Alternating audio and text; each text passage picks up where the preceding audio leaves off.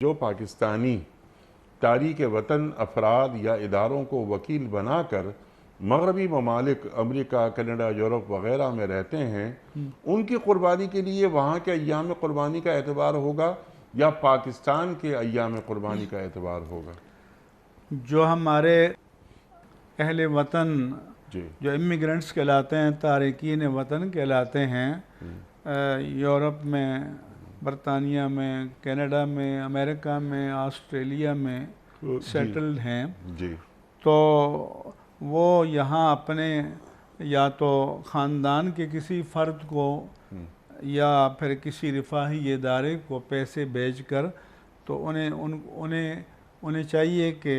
اس ادارے کے جو بھی محتمم اور منتظم ہیں انہیں اپنا وکیل بنائیں، یا جس عزیز کو وہ